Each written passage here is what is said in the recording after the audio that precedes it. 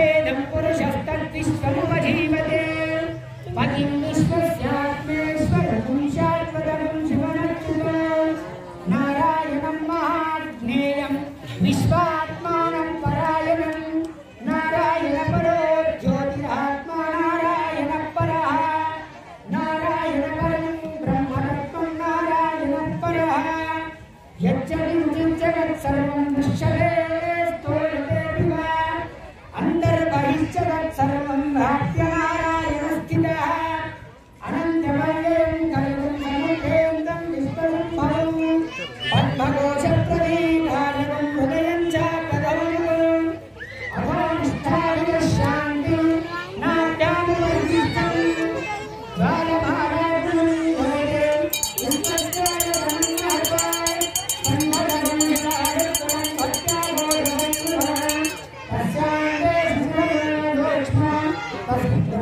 तस्यस्य सिन्धतां सन्धापयतिस्त्वं देहमानमस्तकां तस्य मध्ये लक्ष्मीशिवान्योर्गाभ्यमस्तिनः भिन्नतरेव मध्यस्तादित्युन्नतेव भास्वरान् देवालदेवनत्तन्मे भिन्नामान् सत्यम् ईश्वरीं दोलोकानां प्राणोपप्रयत्नो श्रीगन्धां धाराणि गन्धर्वप्रधानः विवाहाङ्गत्वेन शिवसहस्रकालधरेण प्रकृतः वयः भारतपुरान्तरः मधुवर्गान् गृहीत्वा ईश्वरीं दोलोकानां प्राणोपप्रयत्नो श्रीगन्धां धाराणि गन्धर्वप्रधानः विवाहाङ्गत्वेन शिवसहस्रकालधरेण प्रकृतः वयः भारतपुरान्तरः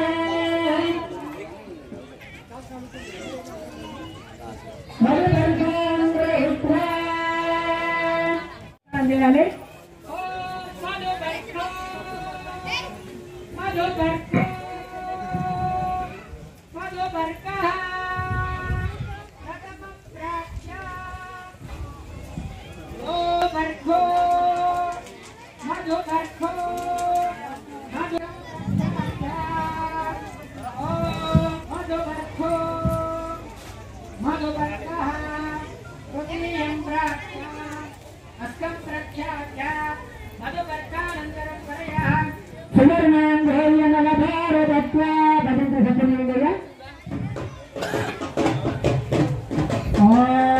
నమస్కారం చేసుకోండి.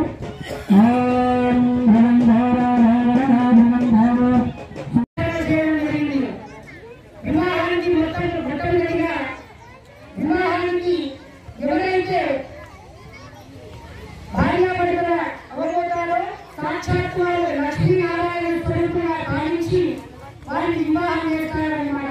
ఎవరైనా సరే దాంపత్య జీవితంలో మానవులు ఎవరైనా సరే వారిని సాక్షాత్తు లక్ష్మీనారాయణ స్వరూపుడిగా పంచిన తర్వాతనే వివాహ వేదికపై వారిని కళ్యాణ మహోత్సవాన్ని నిర్వహిస్తారన్నమాట.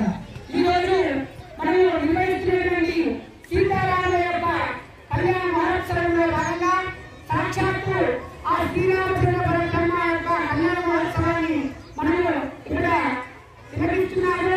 మొట్టమొదటిగా స్వామివారి యొక్క పాదప్రక్షాళన అనంతరం వారిని గూఢాచరణ తరణ కార్యక్రమాన్ని నిర్వహిస్తున్నాం.